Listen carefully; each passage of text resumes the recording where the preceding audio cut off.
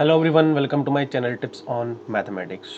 आज के इस वीडियो में हम जो है कंटिन्यूटी एंड डिफरेंशिएबिलिटी पर बात करेंगे। और आपको पता ही है कि हम जो है हमारे चैनल में लेक्चरर कैडर जो कि प्रवक्ता संवर्ग उसका प्रिपरेशन आप लोगों को मैं जो है हमारे चैनल के माध्यम से फ्री ऑफ कॉस्ट करवा रहा हूँ, जिसमें मैंने पहला जो लेक्चर था कंटिन्यूटी एंड डिफरेंशिएबिलिटी का, जिसमें मैंने आपको लिमिट्स के बारे में बताया था, जिसको हम सीमाएं बोलते हैं। ठीक है, तो अगर आप लोगों ने पहला जो लेक्चर है उसको नहीं देखा है तो एक बार उसको वॉच करिए।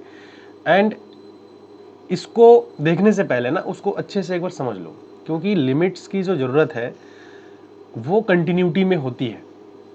ठीक है, अब देखो कैसे कंटिन्यूटी में यूज़ होंगी वो सब हम यहाँ पर डिस्कस करेंगे, विद प्रैक्टिकल क्वेश्चंस लेंगे। देन हम क्वेश्चन प्रैक्टिस भी इसमें हम करेंगे। बहुत अच्छे से तैयारी भी कर रहे हैं, आप लोगों को पता भी है कि मेरे चैनल के माध्यम से आपको ये सब तैयारियां करवाई जाती है। टीजीटी, पीजीटी, DSSS भी हो जाए, एनवीएस, केवीएस जैसे एग्ज़ाम्स सबकी तैयारियां हमारे यहाँ पर करवाई जाती है। अब लेक्चरार की चल रही है, ये भी तैयारी हम आपको करवा रहे हैं, जो कि उत्तराखंड में अच्छी खासी एक वैकेंसी आ रखी है। ठीक है, तो अगर हमारे चैनल के साथ आप लोग ने नहीं जुड़ा है अभी तक तो आप लोग जुड़ लीजिए। पहली बार अगर आप लोग हमारे चैनल पर विजिट कर रहे हैं तो उसको सब्सक्राइब ज़रूर कर लीजिए और साथ में नोटिफिकेशन बेल को प्रेस ज़रूर कर दीजिए। ठीक है, तो चलिए स्टार्ट करते हैं कंटिन्यूटी एंड डिफरेंशिएबिलिटी। जैसा प्रीवियस लेक्चर में आप लोगों को मैंने कमिटमेंट किया था कि हम नेक्स्ट लेक्चर में कंटिन्यूटी को समझेंगे। तो बच्चों देखो, कंटिन्यूटी नाम से हमें पता लग रहा है कि किसी भी चीज़ का कंटिन्यूस मोड में रहना। कंटिन्यूस का मतलब क्या है? अब कंटिन्यूस का मतलब ये हो जाता है कि कोई भी, चाहे वो कोई भी वक्र है, कोई भी कर्व है, वो कंटिन्यूसली चल रही हो, या फिर कोई भी गाड़ी है, मान के चलो ट्रेन है, वो कंटिन्यूसली चल रही है, वो रुक ही नहीं रही है, तो हम क्या कहेंगे कि भाई जो ट्रेन है वो कंटिन्यूसली चल रही है। ठीक है, अब बात करते हैं यहाँ मैथमेटिकल डेफिनेशन कंटिन्यूटी की, तो यहाँ पर भी सेम ही है, यहाँ पर कुछ अलग नहीं है। तो आपके सामने दिख ही रहा होगा कि कंटिन्यूटी जिसको हम बोलते हैं सततता, है ना, सततता भी बोलते हैं। तो जनरली जो कंटिन्यूटी की बात यहाँ पर किया जा रहा है, अगर ग्राफ को बिना पेन उठाए ड्रॉ किया जा सके तो फंक्शन कंटिन्यूस कहलाता है। अब सर यहाँ फंक्शन कैसे आ गया है? तो भाई देखो, फंक्शन के बारे में मैंने आप लोगों को बहुत अच्छे से समझा रखा है ना, और प्रीवियस लेक्चर में भी आपको मैंने फंक्शन के बारे में बताया था। तो यहाँ जो भी हम कंटिन्यूटी, या फिर पहले हमने लिमिट की बात किया था और अब हम बात कर रहे हैं कंटिन्यूटी की, तो ये सब हम बात कर रहे हैं फंक्शंस के साथ। ये जो खेल हो रहा है वो सारे के सारे फंक्शंस का है। तो यहाँ पर फंक्शंस की कंटिन्यूटी, कोई फंक्शन है वो कंटिन्यूस कब कहलाएगा? अगर हम उस फंक्शन का जो ग्राफ है या फिर जो कर्व है वो बिना पेन उठाए ड्रॉ कर ले। ये डेफिनेशन मैं नहीं कहता हूँ, ये आप बचपन से पढ़ रहे हैं। बचपन का मतलब है कि जब आप क्लास 11th या 12th में थे तभी आपने पढ़ा है। ठीक है, अगर आपको याद होगा तो इस टाइप के जो डेफिनेशंस है, और बहुत ही अच्छे से एक्सप्लेनेशन एनसीईआरटी में दिया हुआ है, घबराने की ज़रूरत नहीं, मैं कुछ एक्स्ट्रा नहीं बता रहा हूँ, बस हाँ ये कि आपको थोड़ा रिकॉल करवा रहा हूँ, कुछ नई चीज़ें ऐड हो जाएंगी वो आपको मैं बता रहा हूँ। ठीक है, तो कोई भी फंक्शन है, आपको पता ही है कि हर जितने भी फंक्शन एग्जिस्ट करता है उन सभी फंक्शन का कोई ना कोई ग्राफ एग्जिस्ट ज़रूर करता है ना। और आप लोग अगर मेरे साथ जुड़े हैं लंबे टाइम से तो मुझे लगता है कि आपको हर चीज़ के बारे में नॉलेज होगा कि फंक्शन का ग्राफ कैसे बनाया जाता है, फंक्शन क्या होता है ना, ये सब चीज़ें। तो फंक्शन का ग्राफ अगर हम बिना पेन उठाए, जैसे हम कोई भी चीज़ ड्रॉ कर रहे हैं, मान के चलो मैं एक ग्राफ ड्रॉ कर रहा हूँ, बहुत ही सिंपल सा एग्जांपल ले रहा हूँ, मान के चलो कि ये ग्राफ है, इस ग्राफ को मैं ड्रॉ कर रहा हूँ और मैं बिना पेन उठाए ड्रॉ कर पा रहा हूँ, तो कंटिन्यूस फंक्शन है। समझ में? कहाँ से कहाँ तक फंक्शन कंटिन्यूस है? यहाँ से यहाँ तक जो फंक्शन है वो हमारा क्या है? कंटिन्यूस है।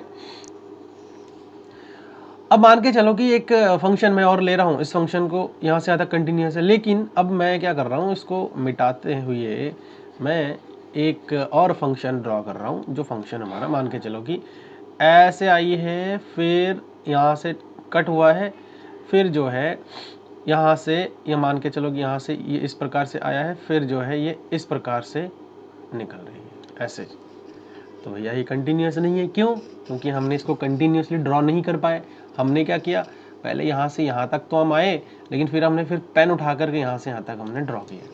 यही चीज़ बताई जा रही है कि कोई फंक्शन है उसको अगर हम बिना पेन उठाए ड्रॉ कर सकते हैं उसका ग्राफ, तो भैया वो फंक्शन हमारा कंटिन्यूस हो जाएगा, इसमें कोई बहुत बड़ी बात नहीं है। ठीक है, आगे बढ़ते हैं, कुछ और भी इंटरेस्टिंग चीज़ें हैं इसमें हम आपके साथ डिस्कस करेंगे। कोई एग्जाम्पल है, देखो कितना बढ़िया एग्जाम्पल मैंने यहाँ पर लिया है। फंक्शन के ग्राफ से हम समझेंगे कि एक्चुअल में कंटिन्यूटी का खेल कहाँ अटक रही है ना, जो हमें समझ में ही नहीं आता है। भाई 11th-12th में पढ़ाया तो जाता है, लेकिन हमें समझ में बिल्कुल नहीं, पता ही नहीं होता है। थोड़ा बेसिक से हम पढ़ेंगे, थोड़ा सा क्या होगा ना, आने वाले समय में अगर आप एक लेक्चरर बनते भी हैं तो मुझे ऐसा लगता है कि आपको भी बच्चों को समझाने तो पड़ेंगे ही पड़ेंगे, हमारा काम ही है ये पढ़ाना पढ़ना। तो भाई जब पढ़ ही रहे हैं तो उसको अच्छे ढंग से पढ़ते हैं, मुझे लगता है कि आगे जाकर के हम बच्चों को भी अच्छा शिक्षा दे पाएंगे, है ना। तो सीखते हैं इसको। एक एग्जाम्पल है छोटा सा। अब इस एग्जाम्पल के माध्यम से एक फंक्शन है f(x) जो बताया रखा है कि 1 कब होगा, 1 तभी होगा जब x की वैल्यू 0 से छोटी है या बराबर है। 2 कब होगा, जब फंक्शन जो x की वैल्यू है वो 0 से बड़ी हो जाए, है ना, 0 से बड़ी हो जाए। तो ग्राफ ड्रॉ करते हैं। ये हमारे पास एक ग्राफ है, ये 0 है, ये x एक्सिस हो गया, ये y एक्सिस हो गया। अब देखो यहाँ पर जो है मान के चलता हूँ कि 1 है, ये 2 है, ये 3 है ना, ये इस प्रकार से है। तो अगर मैं 0 से बड़ी, सॉरी 0 से छोटी और 0 के बराबर वाली वैल्यू लेता हूँ, ये 0 यहाँ से और 0 से छोटी वाली वैल्यू सब इधर ही है ना, सबके सब इधर ही है। तो जब फंक्शन की जो x की वैल्यू है वो 0 से छोटी है, तो उस कंडीशन में आप देख पा रहे हो कि जो वैल्यू है 1 है, फंक्शन की वैल्यू क्या है, 1 है। देखो 1 के सीधे में लाइन में जा रही है, 0 से जितनी भी छोटी वैल्यू है उन सब के लिए x की जो फंक्शन की वैल्यू वो 1 है ना। नेक्स्ट देख रहे हैं हम कि अगर 0 से बड़ी वैल्यू ले रहे हैं, देखो बराबर पर भी जो है फंक्शन की वैल्यू क्या आ रही है, 1 आ रही है। ये 1 की लाइन है, ये जो लाइन है यहाँ पर 1 है, ये y का वैल्यू यहाँ पर क्या है, 1 है, यहाँ पर 2 है, यहाँ पर 3 है, इस प्रकार से। तो यहाँ से जब हम x की वैल्यू देखो 0 से बड़ी ले रहे हैं, 0 नहीं ले रहे हैं, 0 से बड़ी ले रहे हैं, एग्जैक्ट 0 पर तो है ही नहीं, मतलब 0 पर तो वो कहीं ना कहीं हमारा कट है, यहाँ पर 0 नहीं है। तो देखो यहाँ पर इसलिए थोड़ा सा एक होल टाइप का बना रखा है कि वो 0 एग्जैक्टली 0 इक्वल 0 पर नहीं है वो, है ना। जैसे यहाँ पर था 0 के इक्वल भी था, लेकिन 0 से छोटी भी थी। अब तो यहाँ से जितनी बड़ी वैल्यू है 0 से, वो सारे के सारे वैल्यूज के लिए क्या है, फंक्शन की वैल्यू 2 है। लेकिन क्या इस ग्राफ को हमने बिना पेन उठाए ड्रॉ कर पाए, ये सोचने वाली चीज़ है। लेकिन देखो यहाँ पर जो है हमने बिना पेन उठाए ड्रॉ नहीं किया है, क्लियर, हमें पेन उठानी पड़ी, क्योंकि फंक्शन की जो कंटिन्यूटी है वो कहाँ से ब्रेक हो रही है भैया, 0 पर ब्रेक हो रही है फंक्शन की कंटिन्यूटी, क्लियर है। तो यहाँ पर हम लिख सकते हैं कि जो लिमिट है फंक्शन की, जो फंक्शन की लिमिट है, लेफ्ट हैंड लिमिट जो है वो 1 है। ऑब्वियसली बात है कि फंक्शन की लेफ्ट हैंड लिमिट 1 होगी, क्योंकि मैंने कल आपको लिमिट वाला चैप्टर उसमें बताया था। और अगर राइट हैंड लिमिट निकालूँ तो मैं 2 है। देखो राइट से अगर देखे जाए तो भैया 0 के राइट साइड से क्या है, फंक्शन की वैल्यू भैया 2 है। 0 के राइट साइड में बड़ी वैल्यू होंगी 0 से, ऑब्वियसली बात है। तो सारे के सारे वैल्यूज के लिए जो फंक्शन की वैल्यू है वो कितनी आ रही है, 2 आ रही है। अगर 0 के लेफ्ट साइड में या फिर 0 पर भी देखे तो फंक्शन की वैल्यू क्या है, 1 है। तो इसका ग्राफ ये हमने बना रखा है। और जब इसका ग्राफ हमने ये बना रखा है तो इनके लिमिट्स जो है, लेफ्ट हैंड लिमिट और राइट हैंड लिमिट क्या है, इक्वल नहीं है। अभी मैं आपको यहाँ पर बहुत ज़्यादा नहीं बताऊँगा, फिर आपको विजुअलाइज करवाऊँगा कि एक्चुअल में कंटिन्यूटी कहाँ से निकल के आ रही है ना। यहाँ तक समझ में आ गया भाई। पहला जो केस हमने डिस्कस किया है, इस केस में जो लेफ्ट हैंड लिमिट है और राइट हैंड लिमिट है वो बराबर नहीं है, लेकिन हमें फंक्शन का जो ग्राफ है उसको ड्रॉ करने के लिए पेन उठानी पड़ी। इस चीज़ का ध्यान रखना, क्या करनी पड़ी, पेन उठानी पड़ी, क्लियर। नेक्स्ट एक केस और डिस्कस करते हैं। इस केस में देखिए कि अगर देखो फंक्शन की वैल्यू 0 नहीं है तो फंक्शन की वैल्यू 1 है। अगर x की वैल्यू 0 नहीं है, ये जो फंक्शन दिया हुआ है इस एग्जांपल में चेक करते हैं। अगर फंक्शन की वैल्यू x की वैल्यू अगर 0 नहीं है, 0 नहीं है मतलब ये वाली वैल्यू नहीं है x की, 0 से बड़ी भी हो सकती है। इसका मतलब क्या है कि x का वैल्यू 0 से बड़ी भी हो सकती है और x का वैल्यू 0 से छोटी भी हो सकती है। ये जो डज नॉट इक्वल टू 0 है ना, इस केस को यही बता रहा है कि फंक्शन की जो वैल्यू है, x की जो वैल्यू वो बड़ी भी हो सकती है, छोटी भी हो सकती है, 0 नहीं हो सकती है। तो बड़ी के लिए फंक्शन की वैल्यू क्या, 1 है। देखो ये 1 की लाइन है, अब यहाँ से देख सकते हो ये 1 है, जितनी भी आगे लेकर जाएंगे 1 पर ही जाएगी। ऐसे ही 0 से बड़ी वैल्यू उसके लिए ये आ रही है कि नहीं, ये आ रही है। तो 0 पर आप देखिए, 0 पर आप देखिए कि 1 नहीं है, मतलब हमने यहाँ से यहाँ तक उठा लिया। लेकिन जब 0 पर हम आए, जब हम 0 पर आए तो उस कंडीशन में हमें पेन उठानी पड़ी। जीरो के लेफ्ट साइड में भी हम कंटिन्यूसली ड्रॉ कर पा रहे थे, लेकिन जीरो के राइट साइड में भी कंटिन्यूसली ड्रॉ कर पा रहे हैं, लेकिन जब जीरो पर आ रहे हैं तो हमको पेन उठानी पड़ी। इसका मतलब कंटिन्यूटी ब्रेक कहाँ पर हो रही है? जीरो पर हो रही है ना, जीरो पर हो रही है। तो आप देख सकते हो कि जो लेफ्ट हैंड लिमिट है, राइट हैंड लिमिट है, वो 1 1 है। आपको लिमिट निकालना आता होगा, मैं वैसे बता दे रहा हूँ। इसमें देखो, इस केस में और उस पहले वाले केस में थोड़ा डिफरेंट था। क्या था? उसमें बिल्कुल लेफ्ट हैंड और राइट हैंड लिमिट बराबर नहीं था। ये दूसरा केस हो गया, ठीक है, दूसरा केस हो गया। यहां पर अब अगर आपसे मैं पूछूं कि इस केस में सिमिलर इसी केस में अगर मुझे बताने थे कि कंटिन्यूअस कब होता और मैं ग्राफ को बिना पेन उठाए ड्रॉ कब कर पाता, तो आप कैसे कहते? तो आपके दिमाग में एक चीज आ रहा होगा कि सर, ग्राफ को बिना पेन उठाए ड्रॉ तभी कर सकते थे अगर जीरो पर कंटिन्यूटी ब्रेक हमारी नहीं होती। इस पॉइंट पर जो है कंटिन्यूटी ब्रेक नहीं होती, तो जा करके हम इस ग्राफ को इजीली ड्रॉ कर पाते और ये कंटिन्यूस भी हो जाता। तो भैया एक चीज नोटिस कर रहे होंगे कि कंटिन्यूस होने के लिए देखो, लेफ्ट हैंड लिमिट और राइट हैंड लिमिट दोनों बराबर तो होनी ही चाहिए है ना। पहला वाला केस में तो हमने ये चीज ऑब्जर्व किया था कि दोनों ही बराबर तो नहीं हो रहे थे। कंटिन्यूस तो सवाल ही नहीं होता है वहां पर। जब दोनों बराबर हो ही नहीं रहे तो कंटिन्यूस होने का फंक्शन का सवाल ही नहीं होता है। इस केस में हम थोड़ा सा क्लोज आए हैं कंटिन्यूटी के। कंटिन्यू क्लोज कैसे आ गए कि भाई लेफ्ट हैंड लिमिट और राइट हैंड लिमिट दोनों बराबर है और बढ़िया सा ग्राफ बन रहा है एकदम। लेकिन एक पॉइंट वो है जीरो, जहां पर जो है फंक्शन की कंटिन्यूटी क्या हो रही है? ब्रेक हो जाती है। क्लियर? तो एक दूसरा केस है, इसको याद रखना है कि राइट हैंड लिमिट और left hand limit should be equal. ठीक है, तो देखो, we note that we can not draw the graph of the function without lifting the pen. तो बिना पेन उठाए हमने ड्रॉ नहीं कर पाए। एक केस में और डिस्कस करता हूं, और इस केस में आप देखिए कि अगर फंक्शन जो है, फंक्शन की वैल्यू -x कब होगा? जब x की वैल्यू छोटी है जीरो से। तो जीरो से छोटी है तो देखो -x, ये वैल्यू आ रही है ना, ये वैल्यू आ रही है, आप यहाँ से देख सकते हो, ये वैल्यू आ रही है माइनस के लिए। ठीक है, ये वैल्यू आ रही है माइनस के लिए। और अगर देखो जीरो या फिर जीरो से बड़ी है, तो जीरो या फिर जीरो से बड़ी के लिए फंक्शन की वैल्यू प्लस का x आ रहा है, ये वैल्यू आ रही है। तो आप एक चीज देख रहे होंगे कि लेफ्ट साइड से और राइट साइड से हमने इस ग्राफ को बिना पेन उठाए ड्रॉ कर लिया है। और हर बार ये चीज काम नहीं आएगा। मैं आपको कंक्लूजन में लेके जाना चाह रहा हूँ कि मैथमेटिकल कंक्लूजन हमारा एट द एंड क्या निकलता है।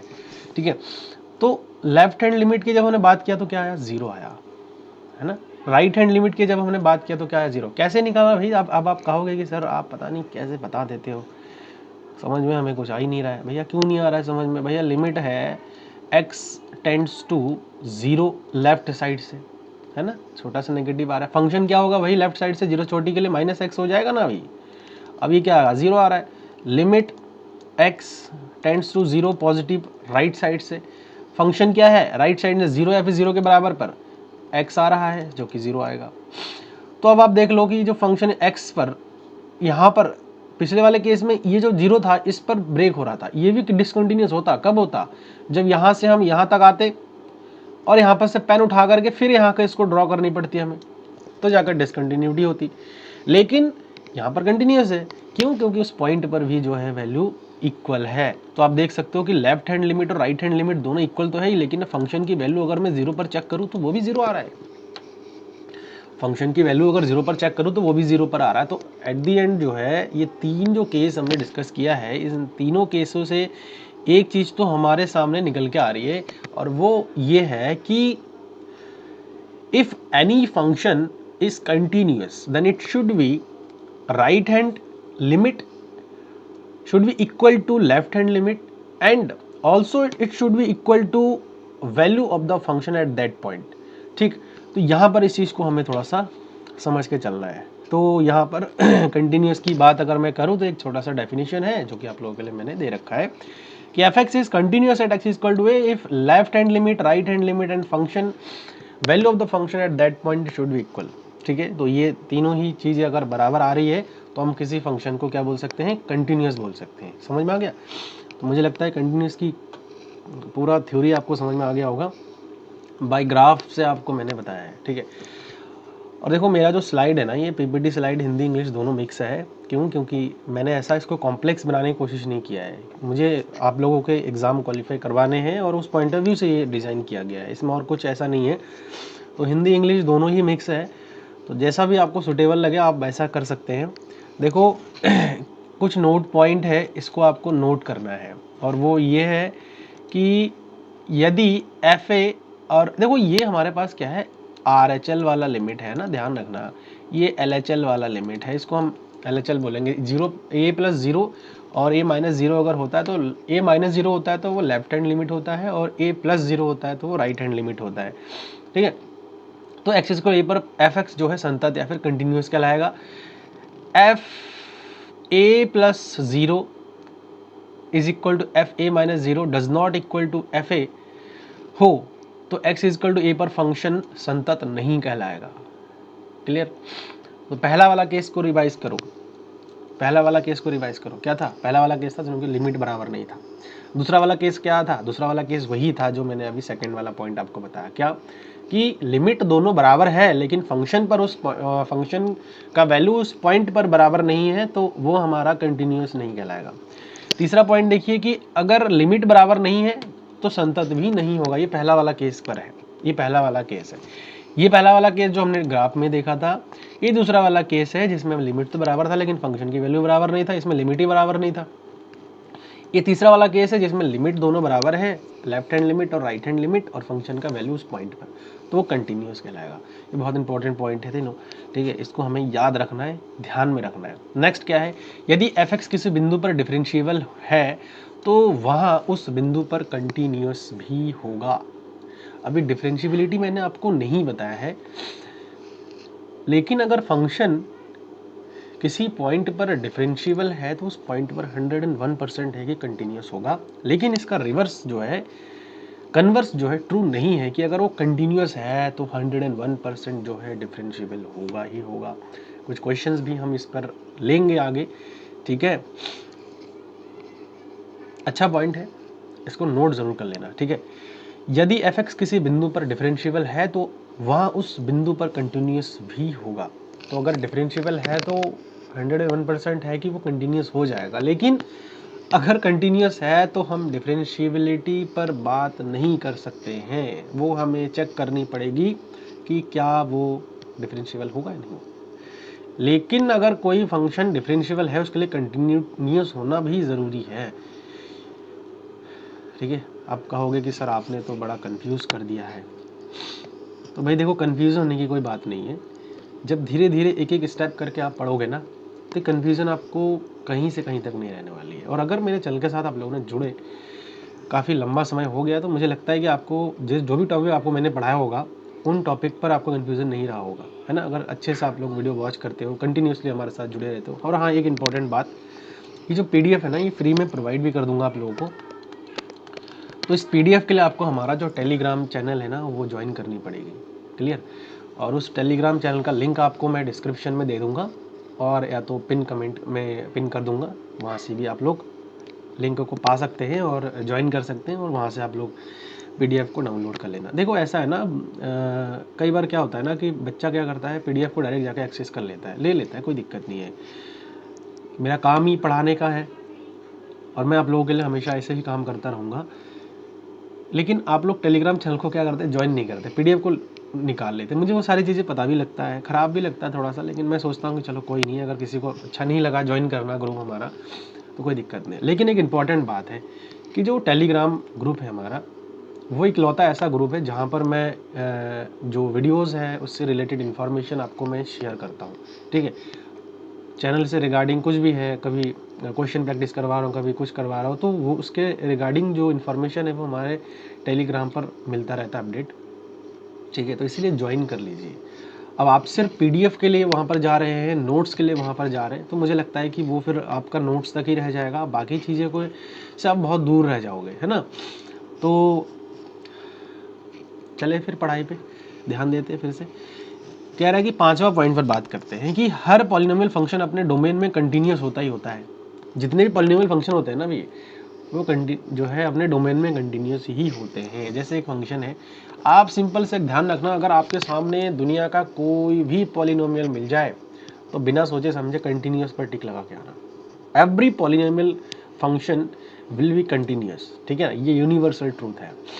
यदि एफ एक्स और जी एक्स कंटिन्यूस है तो एफ एक्स प्लस जी एक्स एफ एक्स इंटू जी एक्स भी हमारे क्या हो जाएंगे, कंटिन्यूस हो जाएंगे। ये भी एक इंपॉर्टेंट पॉइंट है कि दो कंटिन्यूस फंक्शन है, उनको अगर जोड़े तो भी कंटिन्यूस होगा, उनको हम गुणा करें तो भी जो है क्या हो जाएगा, कंटिन्यूस हो जाएगा।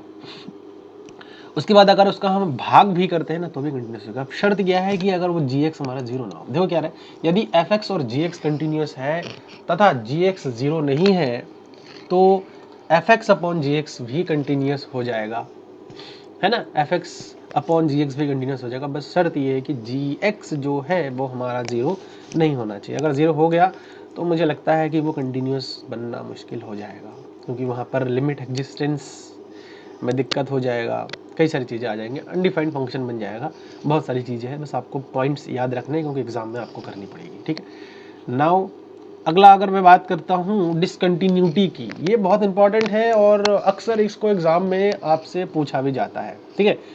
डिसकंटिन्यूटी, अभी कंटिन्यूटी पढ़ा हमने और अब पढ़ रहे डिसकंटिन्यूटी।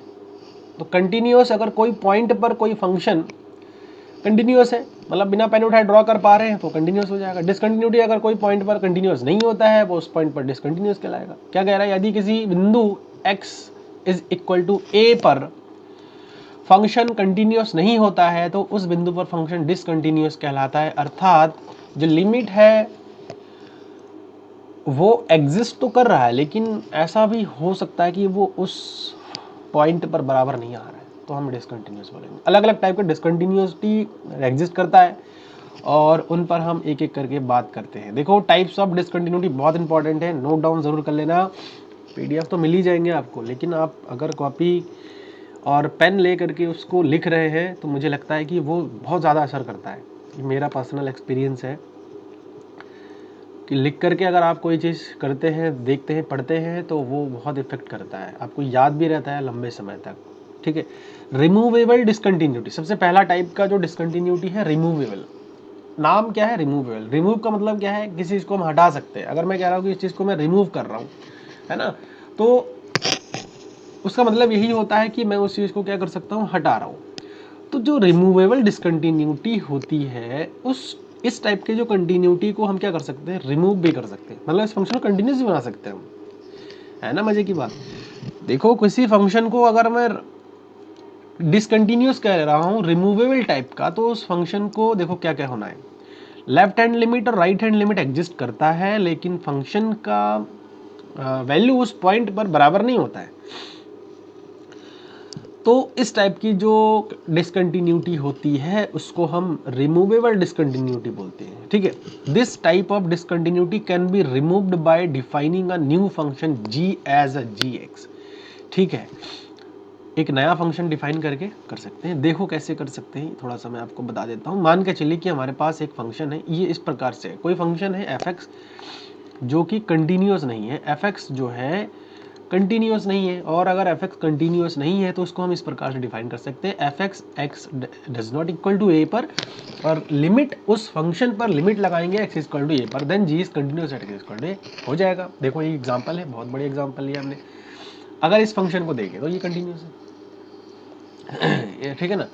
देखो ये डिसकंटिन्यूस फंक्शन है, क्यों, क्योंकि देखो अगर मैं लिमिट की बात करूँ, limit x tends to 0, left hand limit right hand limit, अगर आप डायरेक्ट लिमिट लेते हो तो भी कोई दिक्कत नहीं है, क्योंकि इस लिमिट को अगर मैं देखूँ तो वैसे ही है। तो साइन x अपॉन एक्स की अगर मैं बात करूँ तो ये क्या आ रहा है, 1 आ रहा है, लेकिन अगर f ऑफ 0 पर बात करूँ तो फंक्शन केवल 0 है, दोनों इक्वल है, बराबर नहीं है, तो इसका मतलब ये फंक्शन क्या है, डिसकंटिन्यूस है। अब मैं क्या करता हूँ, 0 ही दिक्कत कर रहा है ना, तो इस पॉइंट को ही मैं चेंज कर देता हूँ। कैसे चेंज करता हूँ, देखो इस पॉइंट को मैं चेंज करूंगा इस एग्जांपल के हेल्प से, एफ एक्स को लिखूंगा डज नॉट इक्वल टू ए पर, और उस एफ एक्स पर लिमिट लगाऊंगा उस ए पॉइंट की तरफ।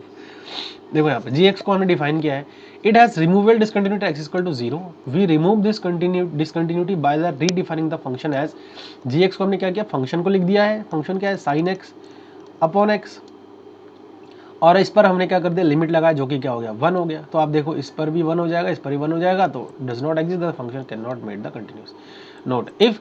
तो ये फंक्शन हमारा कंटिन्यूस हो जाएगा। क्यों? क्योंकि अगर देखो लिमिट अगर मैं करता हूँ x टेंड्स टू 0 fx, तो यहाँ पर क्या आ जाएगा, साइन x अपॉन x आ जाएगा, और आपको पता है कि ये 1 के बराबर होता है। और एड f ऑफ 0, ये फंक्शन हमारे पास क्या है, 1 है, तो कंटिन्यूस हो गया, कंटिन्यूस हो गया। डिसकंटिन्यूस फंक्शन को हमने कंटिन्यूस बना दिया। नोट क्या है कि if limit x tends to a f x does not exist then the function cannot be made continuous। बहुत इंपॉर्टेंट पॉइंट है भाई, नोट कर लो इसको, ठीक है। अगर लिमिट जो है left hand limit f right hand limit अगर एग्जिस्ट नहीं करता है, इनफाइनाइट आता है, कुछ आता है, तो उस केस में फंक्शन को हम कंटिन्यूस नहीं बना सकते मेरे भाई। हम जो है फंक्शन को कंटिन्यूस नहीं बना सकते हैं जब उसके लिमिट एग्जिस्ट कर रहे हो। बस शर्त यह है कि अगर उस पॉइंट पर, जिस पॉइंट पर हम देखना चाह रहे हैं कंटिन्यूटी को, उस पॉइंट पर जो है वो बराबर नहीं होना चाहिए, है ना, तो जाकर के रिमूव कर सकते हैं, उसको कंटिन्यूस बना सकते हैं। लेकिन अगर लिमिट एग्जिस्ट नहीं कर रहा है तो वहाँ तो भैया मुश्किल हो जाएगा बहुत ज़्यादा, ठीक है। ज़्यादा दिमाग मत लगाओ, अच्छे से देख लो उसको। Discontinuity of the first kind, first kind की डिसकंटिन्यूटी कह रहा है कि if left hand limit and right hand limit both exist but are unequal then f is said to have discontinuity of first kind at x is equal to a और jump discontinuity at a, ठीक है। jump discontinuity at a, jump मतलब क्या है भैया, कूद जाता है ना। अब वही है कि नाम से थोड़ा सा अजीब लग रहा है, तो मुझे लगता है कि बोल देना चाहिए आप लोगों को। जंप टाइप डिसकंटिन्यूटी मतलब जब डिसकंटिन्यूटी जो कूद छलांग लगा देना, तो जंप टाइप डिसकंटिन्यूटी होता है। अब फर्स्ट काइंड की डिसकंटिन्यूटी में एक चीज आपको ध्यान रखना है कि ये दोनों ही एग्जिस्ट करेंगे, लेफ्ट हैंड लिमिट और राइट हैंड लिमिट दोनों ही एग्जिस्ट करेंगे, लेकिन अनइक्वल होंगे, इक्वल नहीं होंगे, ठीक है। एग्जिस्ट करना और अनइक्वल होना अलग चीज है। एग्जिस्ट करने का मतलब क्या है कि वो एक फाइनाइट वैल्यू को प्राप्त कर ले, ठीक है ना, कोई फाइनाइट वैल्यू को प्राप्त कर ले, क्या, जब हम लिमिट निकालें, और वो अनइक्वल हो जाए कोई दिक्कत नहीं है, तो हम उसको फर्स्ट काइंड एट ए और जंप टाइम डिसकंटिन्यूटी बोलेंगे। देखो कुछ पॉइंट्स मैंने लिखा है। f is said to have a discontinuity of the first kind from left to alpha if LHL exists but is not equal to f of a। देखो वैसे इसकी उतना ज़्यादा ज़रूरत नहीं है, लेकिन फिर भी कभी कभी हो सकता है कि पूछ ले ये सब चीज़ें ना, इसीलिए मैंने सोचा कि इन सब पॉइंट्स को भी आपको ऐड करना चाहिए आपके लिए। देखो लेफ्ट साइड से फर्स्ट काइंड डिसकंटिन्यूटी कब होगा, लेफ्ट साइड से, जब लेफ्ट हैंड लिमिट एग्जिस्ट कर रहा है लेकिन फंक्शन के वैल्यू बराबर नहीं हो रहा है, लेफ्ट हैंड लिमिट एग्जिस्ट कर रहा है, बाकी राइट हैंड के लिए हमने बात नहीं किया है। उसके बाद राइट हैंड से कब कहेंगे कि फर्स्ट काइंड की डिसकंटिन्यूटी, अब function f is said to have a discontinuity of the first kind from the right side to alpha if RHL limit तो एग्जिस्ट कर रहा है लेकिन उस पॉइंट पर फंक्शन की वैल्यू बराबर नहीं आ रही है, ठीक है। ये चीज था, ध्यान रखना है। अब जंप डिसकंटिन्यूटी की हम बात कर रहे थे ना, अभी बोला था ना कि जंप कर जाता है, तो देखो कैसे जंप करता है। देखो जब ये चीज बराबर नहीं होता है, भाई फर्स्ट काइंड में हमने ये देखा है कि दोनों बराबर तो आ ही रही है, दोनों बराबर तो आ ही रही है, लेकिन फंक्शन की वैल्यू उस पॉइंट पर बराबर नहीं आ रही है, ठीक है। तो ये चीज है। लेकिन जब जंप टाइप की डिसकंटिन्यूटी होती है तो जंप करता है ना, कंटिन्यूस फंक्शन जंप करता है। अभी एग्जाम स्टार्टिंग में एग्जांपल मैंने आपको केस दिखाया था कि दोनों ही लिमिट हमारा आपस में क्या होता है, लेफ्ट हैंड और राइट हैंड लिमिट क्या है, बराबर नहीं आती है, तो जंप टाइप की डिसकंटिन्यूटी दिखाई देता है, ठीक है। जैसे फॉर एग्जाम्पल यहाँ पर आप इसको देख सकते हो, एफ एक्स जो है ये 1 है, एक्स जब 0 से बड़ी है, 0 से छोटी है, बराबर है, तो ये आ रही है हमारे पास, और जब 0 से बड़ी है तो ये फंक्शन आ रही है। तो देखो जंप हुआ है ना यहाँ से यहाँ तक, है ना, ये डिसकंटिन्यूटी है, जंप टाइप डिसकंटिन्यूटी बोलते हैं। नेक्स्ट देखो यहाँ पर एक फंक्शन है, इस एग्जांपल को देखते हैं कि r से r में फंक्शन डिफाइन है, r मतलब रियल नंबर से रियल नंबर में डिफाइन है, और फंक्शन जो डिफाइन है ना भाई, इस चीज़ को थोड़ा सा हमें समझना है कि जो फंक्शन है f जो है for every x belongs to r। अब ये जो फंक्शन है इसको ग्रेटेस्ट इंटीजर फंक्शन बोलते हैं, ठीक है, ग्रेटेस्ट इंटीजर फंक्शन बोलते हैं, फिर इंटीजर फंक्शन भी हम इसको बोलते हैं। तो देखो इंटीजर फंक्शन का क्या काम है कि ये ना एक्चुअल में फ्लोर का काम कर रहा है। फ्लोर मतलब समझ रहे हैं, फ्लोर मतलब जो है नीचे जो होता है फ्लोर, फर्श, और एक होता है सीलिंग फंक्शन होता है। सीलिंग मतलब जो छत होती है ना वो, तो इसमें दो टाइप के फंक्शन काम करता है। फ्लोर को हम ऐसे लिखते हैं और सीलिंग को हम ऐसे लिखते हैं, ठीक है। यहाँ से ये वाला ये ब्रैकेट नहीं आएगा, ये सीलिंग को मतलब ऊपर वाले से लिया जाता है। वैल्यू को जैसे मान के चलोगी ये 2.3 आ रहा है, तो अगर मैं इसकी बात करूँगा ना तो मैं 2 लूँगा, और इसकी मैं बात करूँगा ना तो वहाँ पर 3 आ जाएगा। ये है, ऊपर से लिया जाता है या नीचे से लिया जाता है। तो यहाँ पर LHL लिमिट क्या हो जाएगा, देखो ये वाली हमारे पास ये वाले फंक्शन को डिनोट कर रही है, ध्यान रखना स्पेशली ग्रेटेस्ट इंटीजर फंक्शन जो है। तो यहाँ पर जो है लिमिट अगर लेफ्ट साइड से लिया जाए, लेफ्ट साइड से मतलब क्या है कि मैं अगर कोई पॉइंट ले रहा हूँ, 2 ले रहा हूँ, 2 के लेफ्ट साइड में मैं अगर जाऊँगा तो लेफ्ट साइड में तो 1 पॉइंट समथिंग ही आएगा ना, तो 2 में से 1 को घटाऊंगा तभी तो n-1 आ रहा है ना। उसके बाद जो है राइट देखो यहाँ पर n प्लस अगर 2 से बड़ी वैल्यू को लूँगा तो भाई n ही आ जाएगा, 2 ही आ जाएगा, तो यहाँ पर ये आ जाएगा। तो देखो दोनों ही आपस में क्या हो जाएंगे, बराबर नहीं हो जाएंगे, तो ये भी जंप टाइप के डिसकंटिन्यूस में आ जाएगा। थोड़ा सा इस फंक्शन के बारे में आपको जाननी पड़ेगी, है ना, ये जनरली 11th-12th में पढ़ाया जाता है आपको। उसके बाद देखो एक फंक्शन है फ्रैक्शनल पार्ट ऑफ एक्स। देखो यहाँ पर एफ आर से आर में डिफाइन है बाय एफ एक्स। ये जो एफ एक्स है ना, अब यहाँ पर ये वाला फंक्शन थोड़ा सा डिफरेंट है, फ्रैक्शनल पार्ट है। ये जो ब्रैकेट हमने लगाया ना, ये फ्रैक्शनल पार्ट है for every x belongs to R, where bracket जो ये जो एक्स है वो फ्रैक्शनल पार्ट है एक्स का। फ्रैक्शनल पार्ट क्या होता है, सबसे पहले उसको समझते हैं। फ्रैक्शनल पार्ट क्या होता है कि अगर मैं इसको लिख रहा हूँ तो इसका मतलब होता है कि x माइनस ये जो अभी इंटीजर फंक्शन मैंने आपको लिखाया था ना, ये वाला फंक्शन होता है, ठीक है, जिसको हम ग्रेटेस्ट इंटीजर फंक्शन या फिर फ्लोर फंक्शन भी हम जनरली बोल देते हैं। तो एग्जांपल देखो यहाँ पर कि अगर x 3.7 है तो इंटीजर पार्ट निकालनी है सबसे पहले। तो 3.7 का इंटीजर पार्ट क्या है, फ्लोर वाला। फ्लोर वाला मतलब आपके 3 आ जाएगा, नीचे से लेना है। अगर इसका मैं सीलिंग वाला बोलता ऐसे वाला है ना, तो इसको मैं लिखता 4, लेकिन जब मैं फ्लोर वाला बात कर रहा हूँ 3.7 तो ये आ जाएगा 3, ठीक है। तो ये आ गया। अब फार्मूला को यूज़ करो। देखो अगर मैं फ्रैक्शनल पार्ट की मैं बात करूँ तो x माइनस फ्लोर वाला, तो x माइनस फ्लोर वाला हम बात करेंगे यहाँ पे। तो x हमारे पास कितना है, x जो है 3.7 है माइनस, और फ्लोर वाला क्या है हमारे पास 3 आ गया, तो ये कितना आ गया 0.7। तो ये फ्रैक्शनल पार्ट है। फ्रैक्शनल का मतलब क्या है कि भाई कोई बट्टे वाला पार्ट हो रहा है ना, तो काटेंगे तो पता लग जाएगा। 0.7 आ रहा है। एग्जाम्पल देखो और 5.25 है, ये आ जाएगा, है ना। अगर मैं इसका इंटीजर फंक्शन निकालूँ 5.25 का, तो इसका तो 5 आएगा, लेकिन अगर मैं फ्रैक्शनल पार्ट निकालूँ तो ये आ जाएगा, ठीक है। ऐसे एक एग्जांपल और देख सकते हो, यहाँ पर 4 लिया है।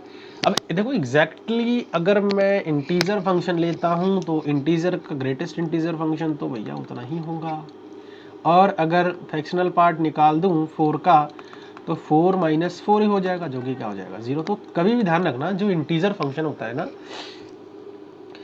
उसका अगर फ्रैक्शनल पार्ट निकालना तो 0 होता है हमेशा के लिए। कोई भी इंटीजर फंक्शन ले लो दुनिया का, उसका फ्रैक्शनल पार्ट हमेशा के लिए 0 हो जाएगा। वो एग्जांपल आप देख सकते हो यहाँ पर एग्जांपल के माध्यम से, ठीक है।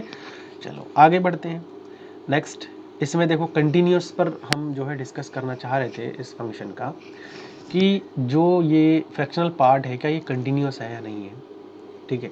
तो देखो सबसे पहले तो कंटिन्यूटी पर बात करते हैं। केस 1 है। केस 1 क्या कह रहा है कि x इंटीजर नहीं है। जब x इंटीजर नहीं है तो उस कंडीशन में x हमारा क्या बन जाएगा, पॉलिनोमियल बन जाएगा। x अगर इंटीजर नहीं है, क्योंकि इंटीजर होते ही वो तो क्या हो जा रहा है, 0 हो जा रहा है, और अगर इंटीजर नहीं है तो जो है हमारा एक पॉलिनोमियल बनेगा। ऑब्वियसली बात है, इंटीजर नहीं है तो मान के चलो 2.7 समथिंग है, तो वो हमारा एक पॉलिनोमियल टाइप का बन जा रहा है ना। तो यहाँ पर आप देख सकते हो।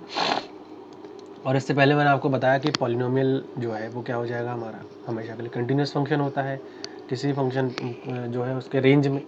तो मतलब आर में आर से हम बात कर रहे हैं तो वहाँ पर कंटिन्यूस हो जाएगा, ठीक है। अब देखो यहाँ पर क्या है ये चीज़, इसमें हमने क्या किया है, इंटीजर नहीं है तो भैया लिमिट वगैरह लगा करके हमें देख लेती है, x माइनस n आ जाएगा यहाँ पे, ठीक है। ये जो है हमारा पॉलिनोमियल टाइप का बन जाएगा। दूसरा केस क्या है कि x अगर इंटीजर है, तो जब इंटीजर है तो हमने लेफ्ट हैंड लिमिट और राइट हैंड लिमिट को चेक करना चाहा। तो देखो लेफ्ट हैंड लिमिट को चेक करेंगे तो आपको पता ही है कि लेफ्ट हैंड लिमिट में अगर मैं अभी एग्जांपल से इसको समझाता हूँ आपको, कि देखो अगर n का मान जो है ना मैं 2 ले लेता हूँ, मान के चलो 2 ले रहा हूँ, n का मान यहाँ पर 2 ले रहा हूँ या फिर 3 ले रहा हूँ मान के चलो, तो लेफ्ट हैंड में 3 का मतलब क्या है कि 3 से थोड़ी छोटी वैल्यू, मतलब 2.9 2.9 समथिंग भी हो सकता है। तो 2.99 समथिंग का मतलब क्या है कि x और जो इंटीजर फंक्शन हो जाएगा ना इसका मान, इसका जो इंटीजर फंक्शन हो जाएगा ना वो 3 में से एक घट के ही तो बन रहा है, तो 3 में से एक घट जाएगा मतलब n-1 हो जाएगा और यहाँ पर ये लिमिट आएगा 1। अगर राइट हैंड साइड से देखें तो वो क्या आ रहा है 0 आ रहा है। राइट हैंड साइड से अगर मैं देखूँ तो जो है 3 है 3 का राइट साइड से मैं वो 3 पॉइंट में 9 भी कर रहा हूँ ना तब भी 3 आ रहा है, तो 0 हो जाएगा वो। ठीक है, तो आप देख सकते हो कि भैया राइट हैंड और लेफ्ट हैंड लिमिट एग्जिस्ट नहीं कर रहा है, तो भैया ये क्या हो जाएगा, जंप टाइप की डिसकंटिन्यूटी हो जाएगी। क्लियर। उसके बाद देखो discontinuity of second kind. Second kind की डिसकंटिन्यूटी में क्या है, यदि किसी बिंदु x इक्वल टू a पर या तो LHL या RHL एग्जिस्ट नहीं करते, कोई भी एक एग्जिस्ट नहीं करते हैं या फिर इनफाइनाइट हो जाते हैं, तो उस पॉइंट पर function discontinuity of second kind कहलाती है। ध्यान से सुनिए कि किसी भी बिंदु x इक्वल टू a पर LHL या फिर RHL एग्जिस्ट नहीं करता है। LHL या फिर RHL कोई भी एक मतलब हो सकता है ऐसा एग्जिस्ट ना करे या फिर वो इनफाइनाइट हो जाए। बात है कि एग्जिस्ट ना करने का मतलब इनफाइनाइट हो जाना, तो सेकंड काइंड की डिसकंटिन्यूटी के अंडर में आता है। कुछ एग्जांपल यहाँ पर मैंने आप लोगों के लिए लिया है।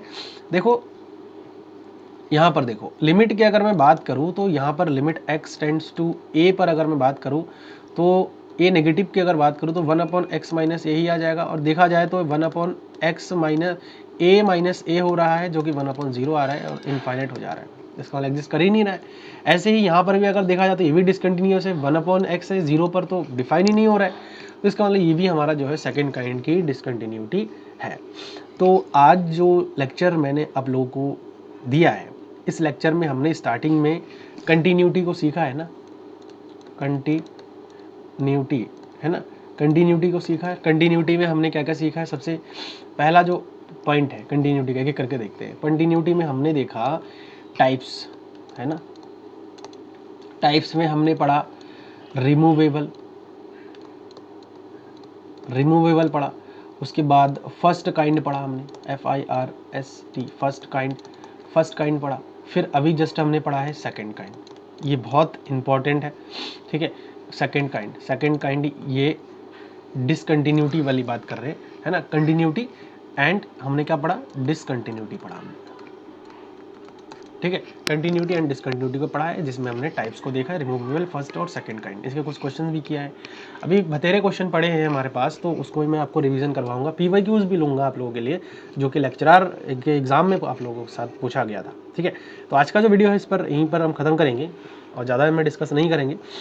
और चैनल पर नए तो इसको आप लोग सब्सक्राइब करिए, वीडियो सही लगे इसको आप लोग लाइक करिए और अपने दोस्तों को भी शेयर करिए उसको, ताकि उनको भी मदद हो जाए, है ना। मिलेंगे अगले लेक्चर में। Thank you so much.